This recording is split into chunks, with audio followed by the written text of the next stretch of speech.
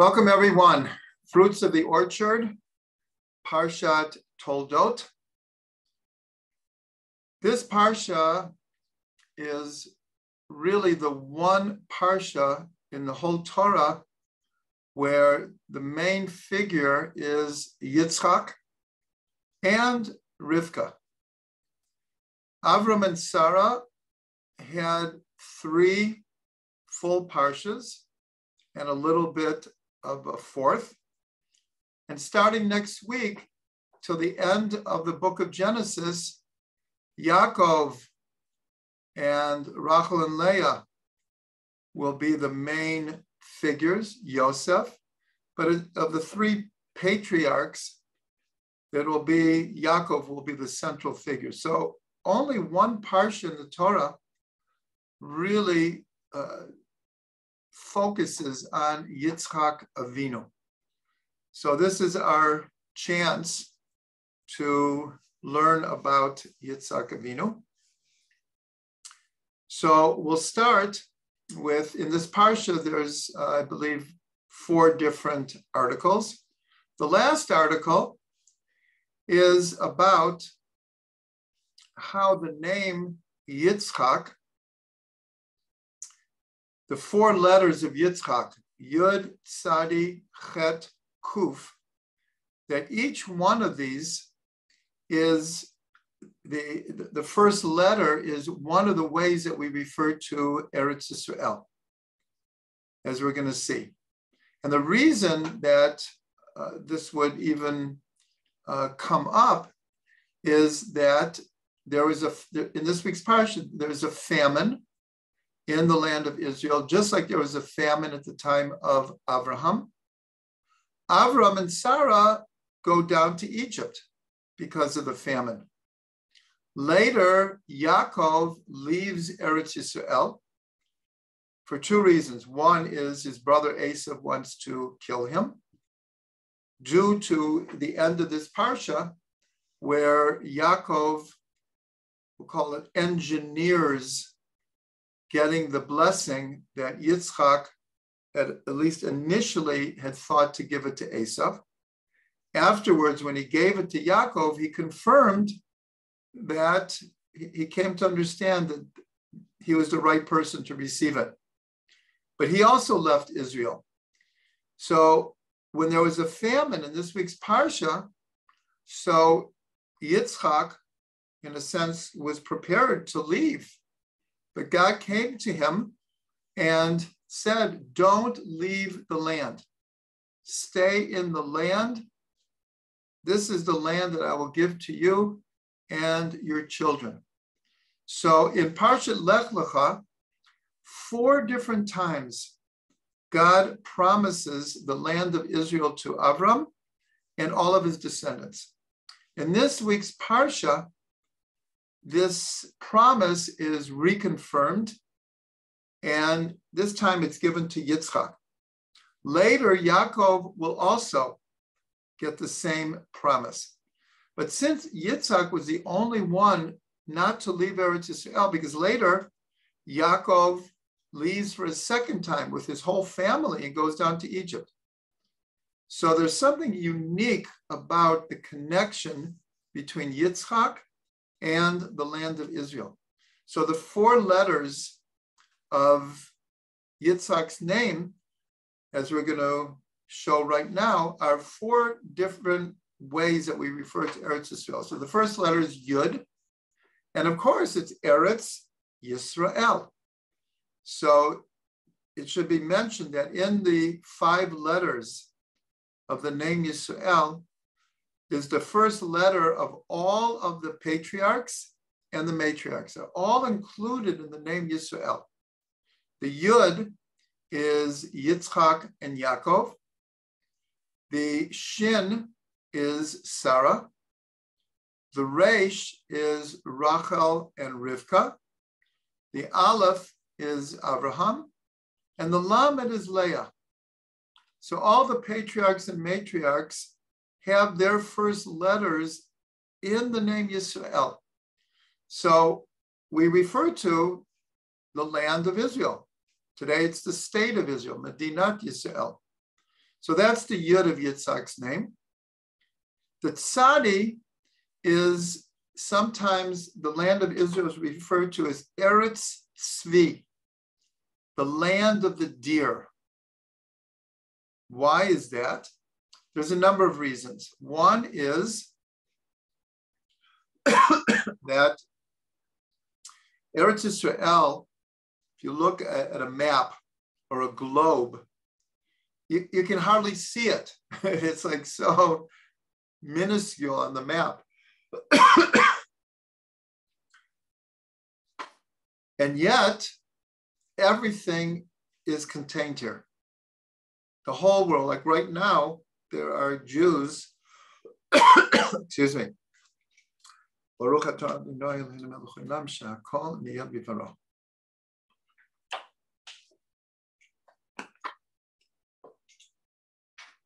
There are Jews from over 120 countries here. Little Eretz Yisrael has snow-capped mountains, has deserts, has sea, has snow, has burning heat, has the lowest point on earth, the Dead Sea, has the largest natural crater in the world at Mitzpeh Ramon, has world-famous coral reefs, dolphins. Everything is contained in little Eretz Yisrael. So what does it have to do with the deer? They say that, and you can see it on a deer, the skin of a deer is incredibly taut. There's not, you can't see like an ounce of fat on a deer because the skin is so tight. And if you would skin a deer, they say you could never get the skin back on.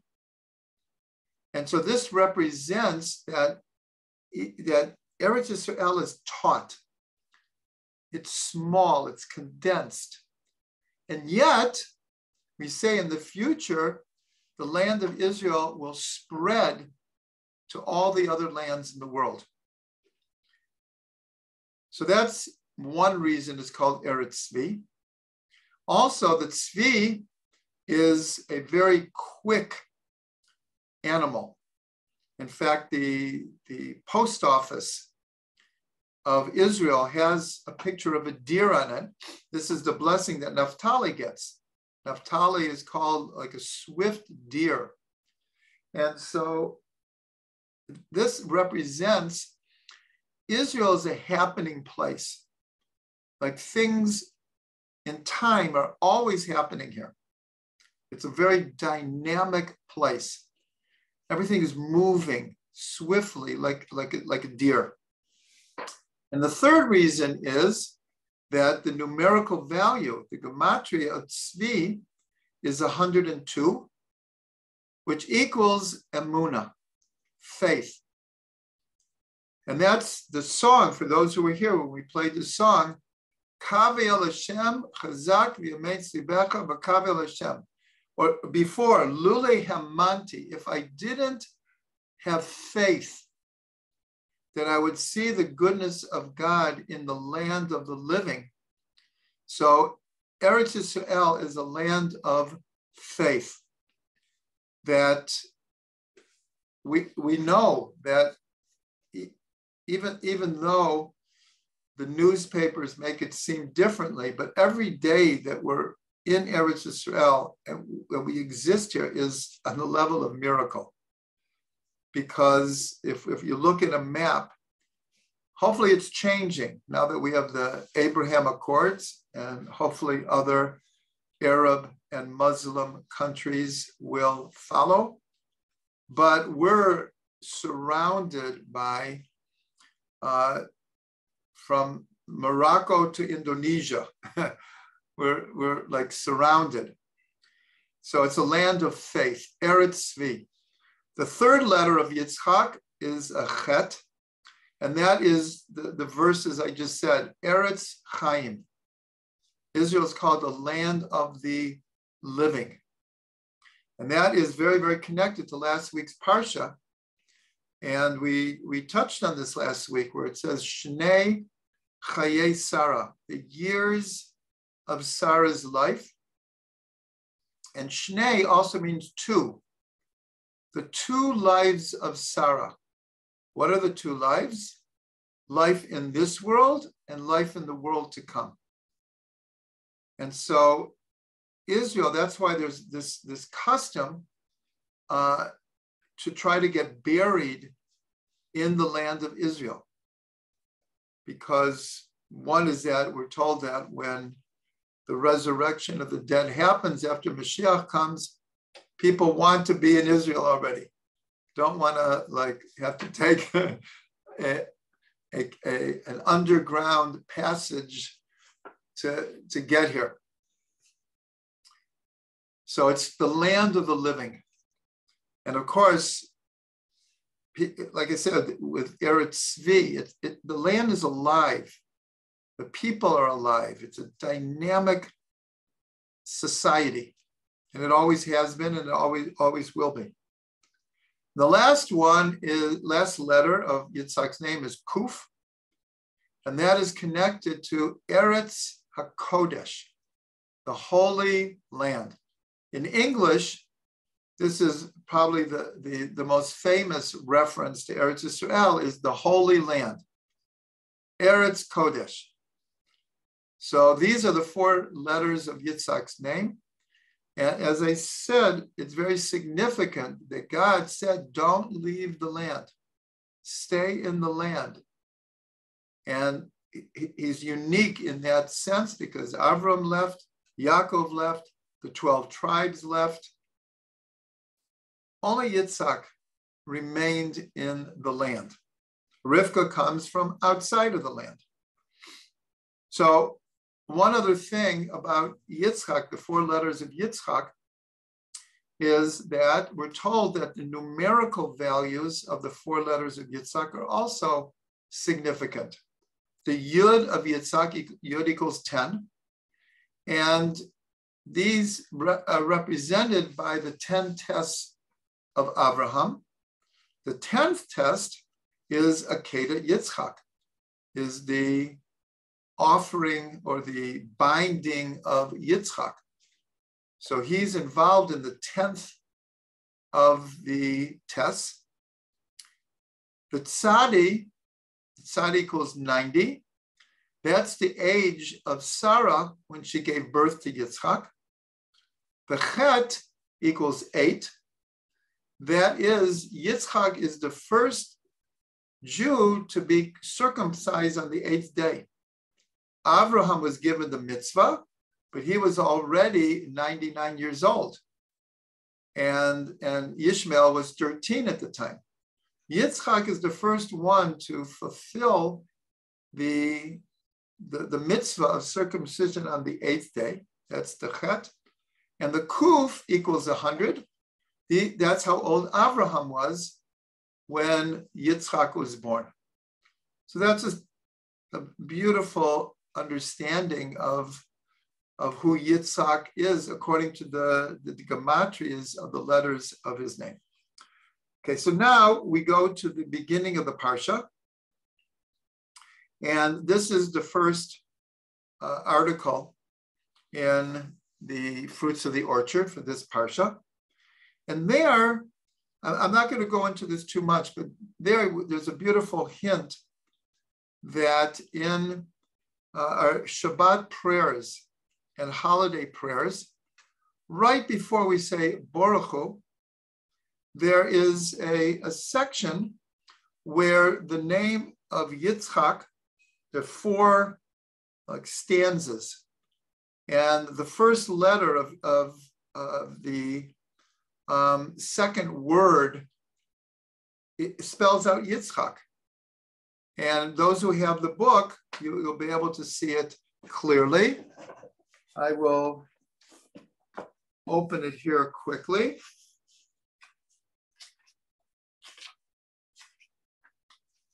And the third word, the third letter in the third word, hopefully everyone can see this. This is how the prayer lines up. And here we see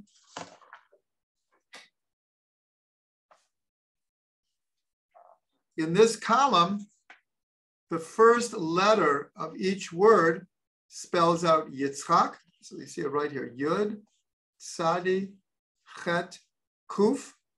And the third letter is Rivka, Resh, Bet, Kuf, Hey.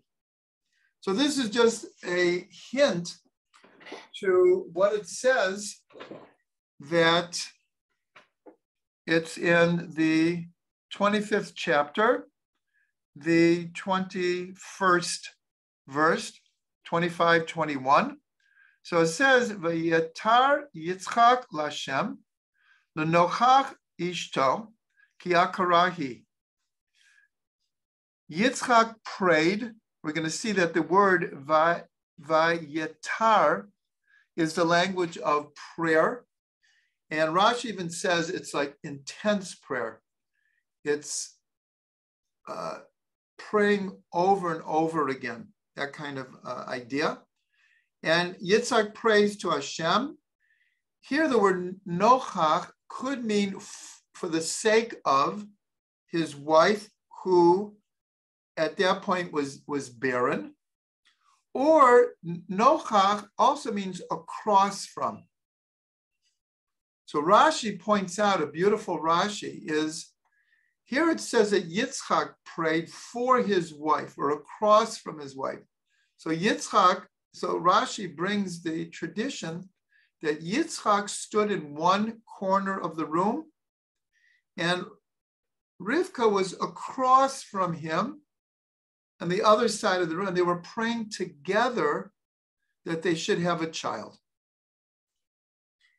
And then the verse continues, V'ye'ater lo Hashem.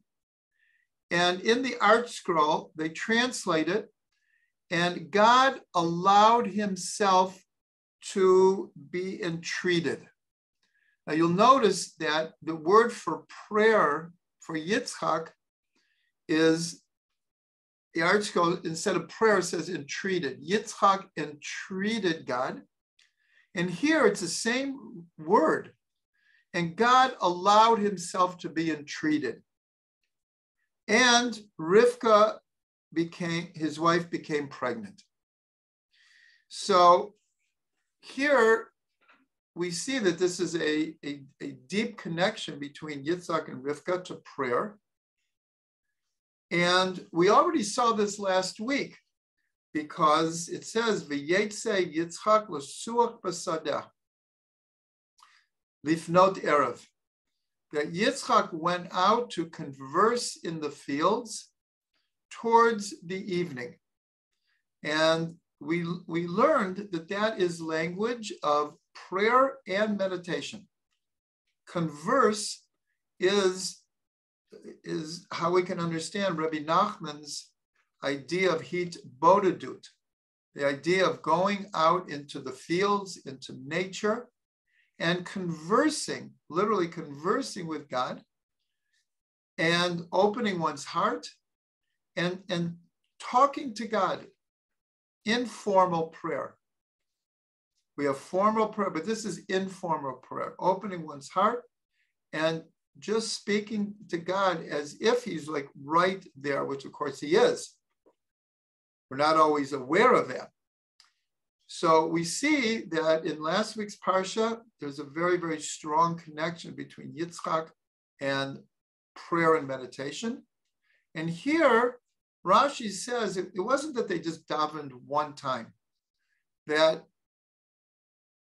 Yitzchak was praying all the time. Yitzchak and Rivka were praying all the time to have a child. So here we see this connection with Yitzchak and prayer. Now, the Slonomer Rebbe in Netivat Shalom says an amazing thing. He brings a Zohar, and the Zohar says that this word Ve'yetar,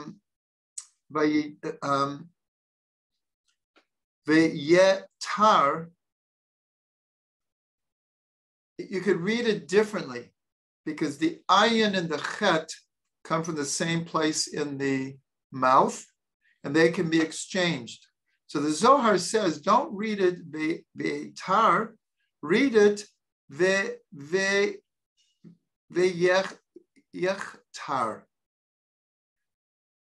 Yechtar means, choter means to dig, especially like a tunnel, dig a channel. And so the Zohar says that the idea, just like Sarah was physically unable to have children, Rivka also was unable to have children biologically. So in other words, in a sense, regular prayer is not going to do it. We need a miracle here. And of course, Sarah giving birth at the age of 90, and we're told that she actually didn't even have a womb. And it was the same thing with Rivka. She was much younger. And so it says that in the book of Shmuel, it says, God promises that no one will be left behind. Lo yidach mimenu nidach. No one will be left behind. So we learn from this that every prayer counts. Every prayer is heard. We might not get the answer that we want, but in this case, like regular prayer was not going to work. So Yitzchak is davening for a miracle. And in a sense, he's tunneling a new channel to God. And therefore, when the sentence says about God, V'yeter lo Hashem, God allowed himself to be entreated, means that according to nature, God couldn't answer according to nature. God, in a sense, had to make a miracle, which is represented with God tunneling a new energy that would allow Rivka to give birth. So this is all based on the Zohar. Reading it, don't read it, he prayed or he entreated. Read it, he tunneled. Now this is very connected to a statement in the book of Esther. When Mordechai sends Esther the news that Haman wants to destroy all of the people. And he says, you have to do something. And she said, I can't do anything. The king has not called me. And you can't just go into the king's court unannounced. And so Mordechai says, if you don't do this, salvation will come mimakom acher, will come from another place. And maybe you and your family will be destroyed. And who knows if for this very moment, you didn't rise to become the queen. So the question is, what does he mean that salvation will come from another place? What other place? And so this is very similar to what we're saying here. And again, I'm quoting the Slonomer Rabbi in Nativot Shalom, who says that God has a way that he runs the world according to nature. In other words, God set up the laws of nature, and the world runs according to nature. It runs according to Mida Keneged Mida. But there are times when, in a sense, miracles are called for. According to nature, salvation won't come. It has to come from another place. And this other place is like God channeling a different energy that will transcend the natural laws of nature and allow a prayer to be answered or salvation to come. So this is a very, very deep understanding. And then to even make it deeper is Reb Shlomo brings a Torah from the Ropchitzer Rebbe. The Ropchitzer Rebbe was one of the main students of the Seer of Lublin, very, very famous Hasidic Rebbe, the Ropchitzer. And he explained like this. He explained that since the word entreated or prayed is repeated, first it says Yitzchak prayed, and then it says God allowed the prayer to be answered, or Yitzchak entreated God, and God allowed himself to be entreated. But the Ropchitzer, it's almost more literal, even though it's like a drasha. It's almost more literal. He says that Yitzchak prayed and Rivka prayed, but according to nature, it just wasn't going to happen. So Reb Shlomo brings an example, and it's something probably we could all understand. He said sometimes, especially with our children, sometimes our child or our friend, it could be our parents, want something, and either they ask us for a favor, or we see that this is something that they really want and really need. And so we take it so much to heart that it turns out that we want it even more than they want it. In other words, because of our connection, our love for this person, we personalize their want to the point that, in a sense, we take it over. So here the Ropchitzer says an amazing thing. He says here Yitzchak is praying, Yitzchak and Rivka are praying to have children. And of course, Hashem wants and needs Yitzchak and Rivka to have a child in order to continue the Jewish people. And so because of God's love for Yitzchak and Rivka and the Jewish people, he, as it were, began to pray that Yitzchak and Rivka would have a child. And because God is praying for them, of course, it's going to happen. So, like I said, this is almost a more literal understanding of the words than how we were explaining it in the beginning. But it's a very deep Torah here. And like I said, I think this is something we can understand, where sometimes someone we love wants or needs something, and it touches us so deeply that we really begin praying for them in an even more intense way than they're praying for themselves.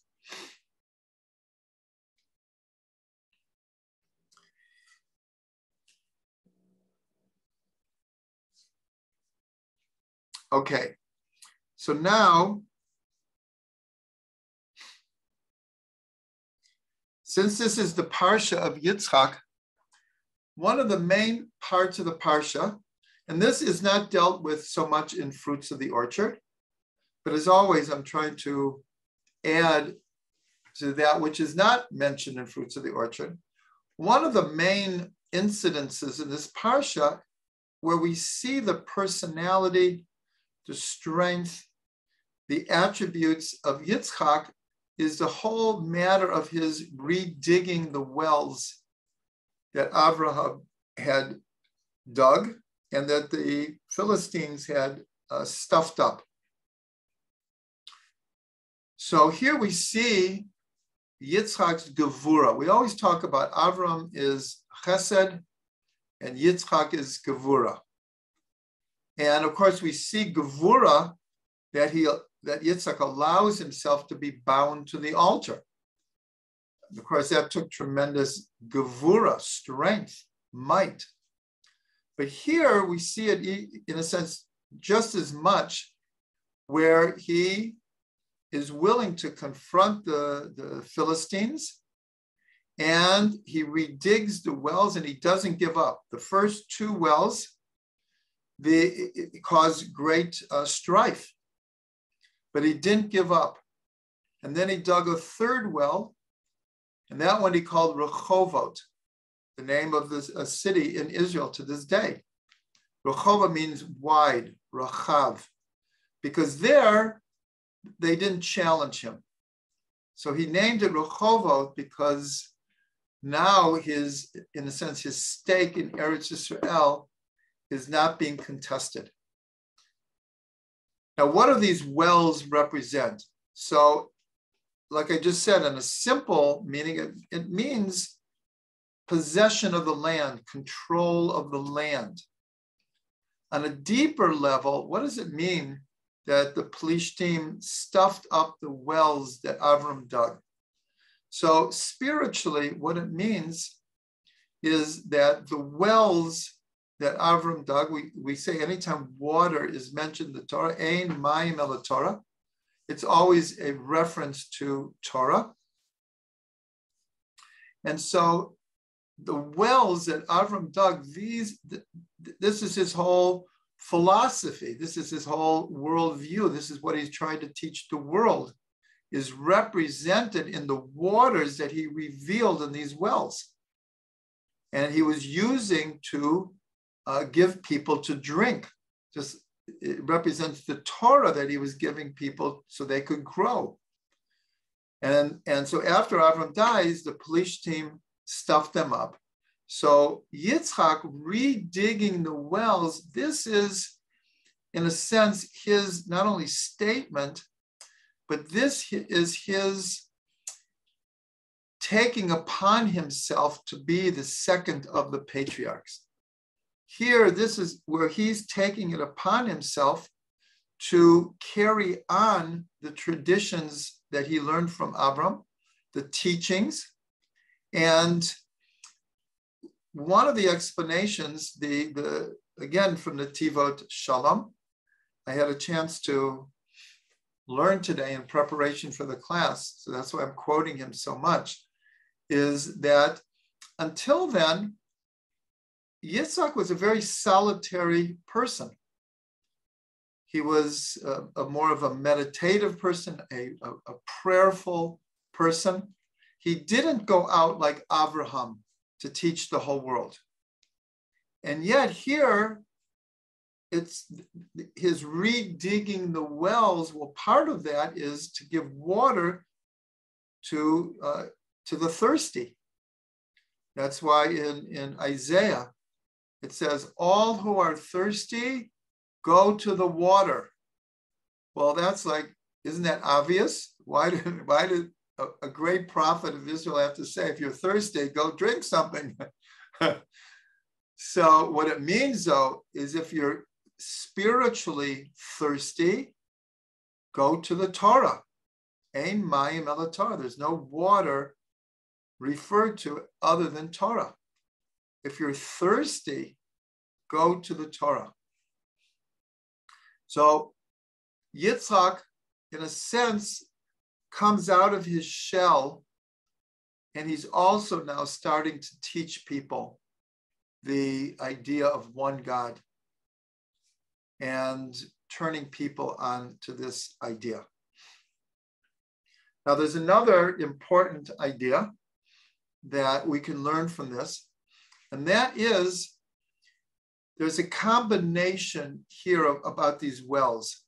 Some of the wells that he's digging, he's redigging the same wells that Avram dug. Other times, he's digging new wells. Sometimes he is naming the wells the same as his father, in particular Beersheba. And the other wells, he's naming himself. So here we see a combination of Yitzhak carrying on the traditions of Abraham, but we also see him striking out on his own. And we know that everything in the Torah is archetypal. These are not one-time stories. You could say, why do we know that? Why do we have to know that Yitzhak dug wells? You could say, what's the big deal? course you have to dig wells, especially in Eretz Yisrael when you don't have a lot of major rivers here. But here we're understanding this in the spiritual sense and paving the way for all of us. In other words, what we can learn from this, and this is so important, and it's critical to a healthy understanding of our connection to Torah and Judaism, that it's critical, crucial to be connected to our traditions. And here we're learning the stories of our forefathers and actually it's our three fathers and our four mothers, our patriarchs and our matriarchs. And it's both a privilege and a responsibility to carry on the tradition. On the other hand, every person has to find their niche, their face in the Torah. That's why we say Shivim Panim LaTorah, there's 70 faces of the Torah. And the Arizal said there's 600,000 faces in the Torah, one for each root soul in Israel. Every person has to have their chiddush, their new understanding of certain mitzvot, traditions, customs within the tradition. So Reb Shlomo took this idea and he called it traveling on the highways and the byways. He said, the highway, this is our tradition. We need to stay on the highway. The byways, are the little called shortcuts. This is our special little corners that are connected to the main highway. It's like, you're taking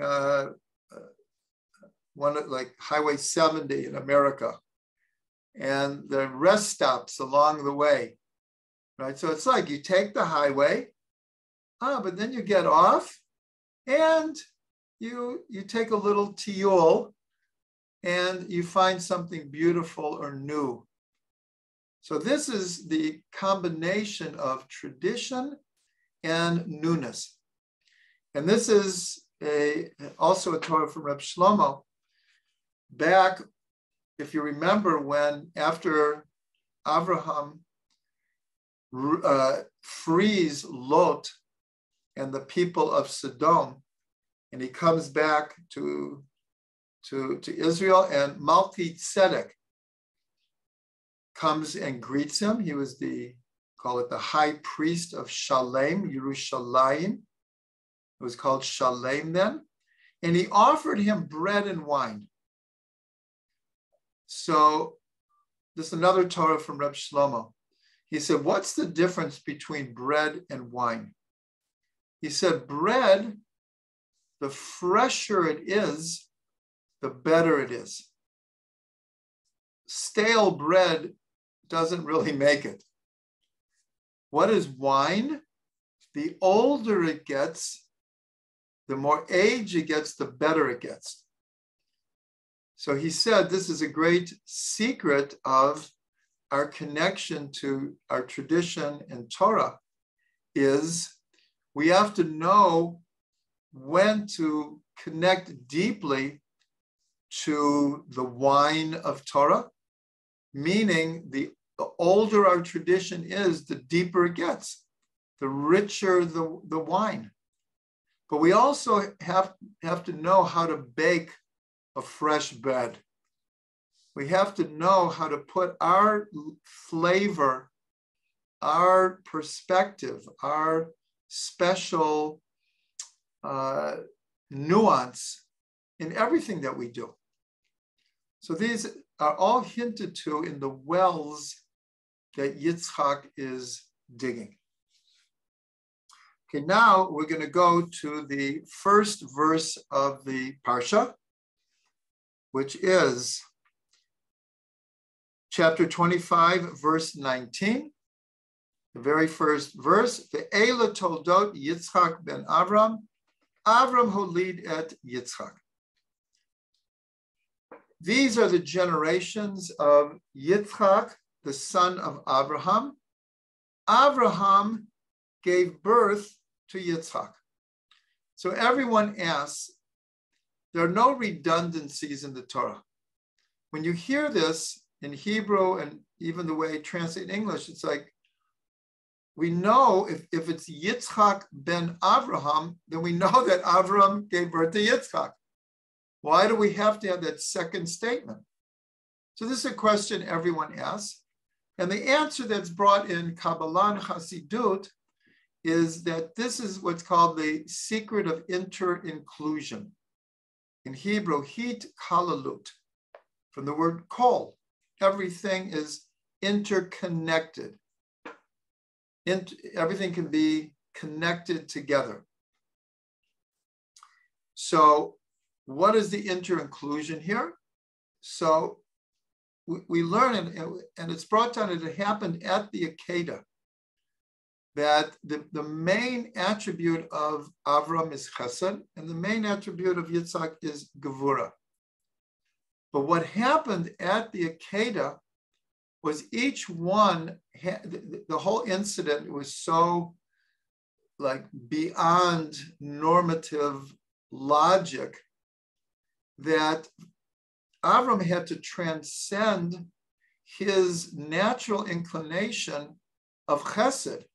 How in the world is he going to fulfill God's seeming command to sacrifice his son? It's like it would run against any of our sensibilities, especially Avram. But he had to take upon himself gevura. And that's why when the angel came and said, don't do it, now I see that you have yira of God. Yira is connected to gevura. In fact, the numerical yira means fear or awe. This word yira has the exact same gematria as gevura. It is the inner dimension of gevura. So Avram had to take upon himself gevura. Yitzchak had the gevura to allow himself to be bound on the altar, but he had to take upon himself chesed in order to fulfill his father's command and God's command. So this is the inter-inclusion that takes place. Now I want to mention here, and we don't have time to go into it, but some of them you could actually see on YouTube. And some of you may be aware, for around 3 years, Rav Ginsburg gave a monthly class in English in Jerusalem that was broadcast around the world. I had the great privilege of being the MC for these classes. And my favorite, in 3 years, he covered a lot of different subjects, but there was a period for almost a year where once a month he would take a personality in the Torah and he'd create what's called a partsuf. A partsuf literally means a face, but it means a structure. And what he would do, and I'm only bringing this up because here we're talking about Avram is known as chesed, but Avram also had gevura. He went into the fiery furnace of Nimrod for his beliefs. Well, that takes a lot of strength.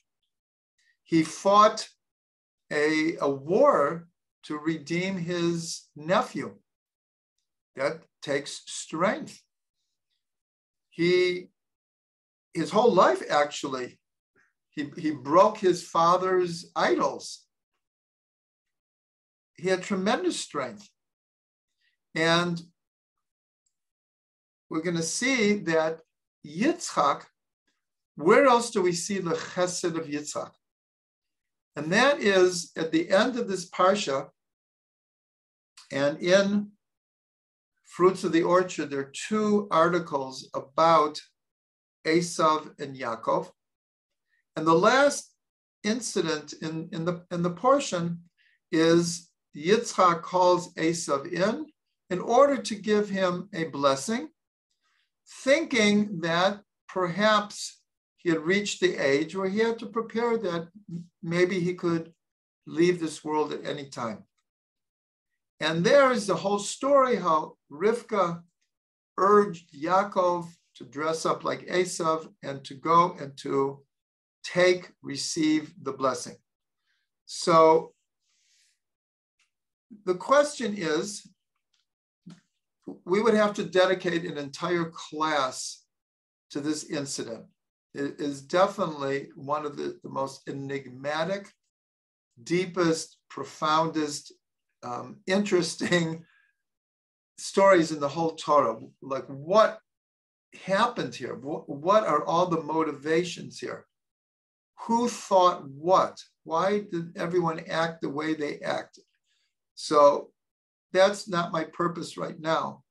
But the question everyone asks is, why would Yitzchak want to give this incredible blessing to Esav and not to Yaakov? Everyone asks this question for literally thousands of years. What was Yitzchak thinking? So there are many, many ways to answer this, many. But I'm just focusing on this inter-inclusion of Gevura and Chesed. Because here we see Yitzchak was fully aware of who Esav was. He was fully aware that a lot of his actions were not very positive, but he also saw the tremendous potential in Esav. And Esav did have tremendous potential. And he, in a sense, Yaakov, he'll do fine. He'll be okay. But Yitzchak, because of his chesed, he didn't want to give up on Esav. He had tremendous chesed for Esav, and he didn't want to give up. Just like Avram had no problem reaching out to the whole pagan world and people who were doing things quite opposite of what he believed, but he had no problem reaching out and trying to draw them close. So Yitzchak also, when it says that he took upon himself the chesed of Avram, so he's doing this with his own son. He's not going to give up on Esav.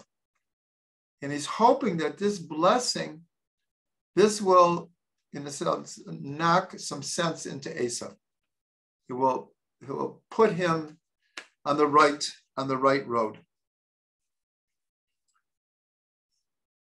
So going back to this idea of building a partsuf, so what Rav Ginsburg would do, and I'm really hoping that at some point soon they'll come out with a book in English, because these classes were given over in English. What he did is he took a personality, and here let's talk about Yitzchak, and he would go through the Sfirot, and he'd explain from the very stories, the very verses in the Torah, or the Midrashim, what was the Keter of Yitzchak? What was the Chachma? What was the Bina? What was the Dat? What was the Chesed? He would go through all of the Sfirot, and at the end, you have like this holistic picture of a personality, instead of like a very one-dimensional. Avram is Chesed, Yitzchak is Gevura, and that's what it is. No, we know that in each of the Sfirot are all 10 Sfirot. So some of them you can find on YouTube, I believe, where he goes to different personalities and creates this partsuf of all the different sfirot. It's very fascinating, and it's an incredible way to learn. It's an incredible way to learn. Okay, now we go back to Yaakov and Esav. One of the articles in Fruits of the Orchard is about the reincarnations of Yaakov and Esav. As we know, all of the personalities in the Torah are archetypal, but that includes even those personalities that we don't relate to as like on the side of good. Esav is also an archetypal energy. So is Pharaoh. So is Bilam.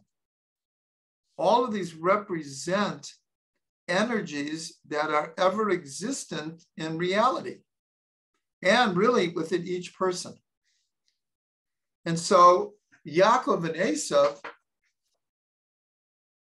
so these are not their only reincarnations, but two of them are, Yaakov is reincarnated, I'm going to say at least part of Yaakov, because that is the big teaching of the Arizal, that when we say Yaakov is reincarnated in Mordechai, it doesn't mean that all of Mordechai is only the reincarnation of Yaakov. Every person is a composite of different personalities and different sparks, soul sparks, and different reincarnations. So part of the soul of Mordechai and the whole story of Mordechai, Esther, and Haman is Yaakov. And who is Haman? A reincarnation of Esav. Now, what's the connection here? So in a couple of portions, at the end of this parsha, so after Yitzchak has given the blessing to Yaakov, he comes to realize that is really what God wanted. And he gives Esav a blessing as well, but he doesn't take away the blessing he gave to Yaakov, because he realized that was the will of God. He calls Yaakov in, and he confers upon him the blessing of Abraham. He makes him the third of the patriarchs right on the spot. And he sends him away because Esav wants to kill him now, and also that it's time for him to get married. Yaakov leaves, according to tradition, for 34 years. He has the tribes, except for Binyamin. He's coming back to Israel. And in Parsha Vayishlach, he's going to have to face Esav again. This is where the famous wrestling match happens between Yaakov and, the Torah says, a man. Rashi says it's the angel of Esav. He's also fighting with himself. He's also contending with God. We'll get to that parsha. But he defeats this energy, the man, the angel. And the next day he physically greets Esav, and he bows 7 times to Esav. And in a sense, it was like, call it derech eretz, good manners. It was to placate Esav. It was a sign of peace. But the sages actually, and I've said this before, the sages spared no one. No one is spared from the rebuke of the sages. They said Yaakov should not have bowed down. He won the battle against him. Why does he have to bow now? And so in a sense, they criticize him. And obviously the Chazal held Yaakov in the greatest of esteem. This is Yaakov Avinu. So their criticisms are, we'll call them quite minor. So I'm mentioning this because the story of Mordechai and Haman, which is the story of Yaakov and Esau, this time Mordechai will not bow down to Esau. And this is part of his fixing. That part of Mordechai, which is Yaakov, gets fixed by not bowing down to Haman, not bowing down to Esau here. And then there's one other series of reincarnations where they come back, and that is in Rabbi Yehuda Nasi, in English, Judah the Prince. This is the person who compiled and redacted the Mishnah, one of the most important accomplishments in all of Jewish history. He compiled the Mishnah and he wrote it down, what was until then a completely oral tradition. He wrote the Mishnah down so that it would not be forgotten. This was after the destruction of the Second Temple, after the failure of the Bar Chachma rebellion, after most of the Jews of Israel were now in exile already. The community in Israel was terribly weakened. And Yehuda Nasi felt that if the tradition wasn't written down, it could get lost. So he did that. And he's considered part of his soul is Yaakov Avinu. So who is Esav? So Esav is reincarnated in the soul of Antininus. Antininus was the emperor of Rome, or perhaps a better name, he was the governor of Israel at that time. The truth is, I'm not sure if he was the emperor or the governor, but there are many, many stories in the Gemara. They actually were very close friends.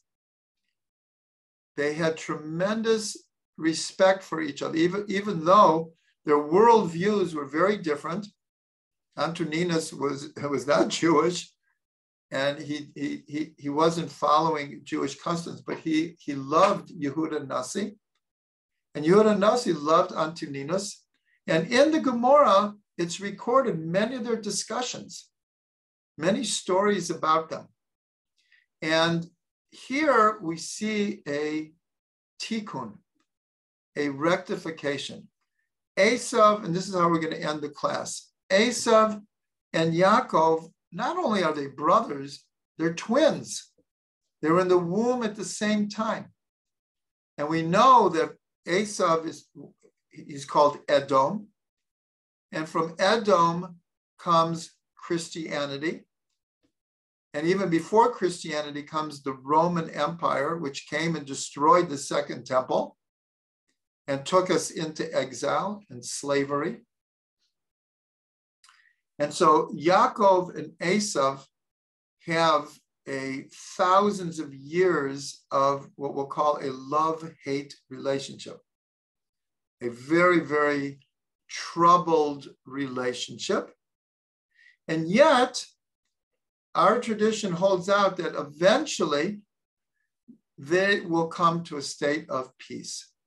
In the Messianic era, just like Yitzchak and Yishmael will make peace, so will Yaakov and Esau. And in fact, in last week's Parsha, when Avram passes away, so it says that Yitzchak and Yishmael came together to bury Abraham. And Rashi over there says that Yishmael is the older. So why isn't he mentioned first? So here we see that Yitzchak is mentioned first, and Rashi brings the tradition that Yishmael did tshuva. And they actually came together. And it was Yitzchak who, according to Rashi, brought Hagar, who's now called Keturah, to remarry Avram. It's Yitzchak who made peace with Ishmael and Hagar and had a reconciliation with Avram. And so we're told also that when Yitzchak is buried, Yaakov and Esav come together to bury him. So this is a sign for the future. This is prophetic, that despite a very troubled relationship between Esav and Yaakov, but even in two parshas, when they finally meet, so it says that Esav kissed Yaakov. And over the letters of the word, and he kissed him, are dots. Anytime there are dots over a word, it means there's a tradition that is hiding here. So Rashi brings a statement by Rabbi Shimon bar Yochai. Rabbi Shimon bar Yochai said in the Gemara, halacha hi. It's a halacha. It's like a state of fact. It's a reality. Esav soneh et Yaakov. Esav hates Yaakov. It's just, that's what it is. But Rabbi Shimon bar Yochai says, so what are the dots doing here on this word? He said, even though it's like a law that Esav hates Yaakov, in this particular case, he didn't. He actually kissed him and they made peace. After all the years, you can imagine Esav is like, for 34 years, is like, if I ever see him again, I'm going to kill him. But when he finally sees him, he changes in such his very nature, and he embraced Yaakov. That's a sign for the future. May we live and see it when Yitzchak and Yishmael come together, when Esav and Yaakov come together. Bezrat Hashem, we're getting closer. We are getting closer, and we can see it in reality. The Abraham Accords, it's telling us something. There is something happening that is hopefully, obviously, we still have too many enemies, but there's a movement here. And we know that in the last 40, 50 years, there's also been a reconciliation between the church and the Jewish people.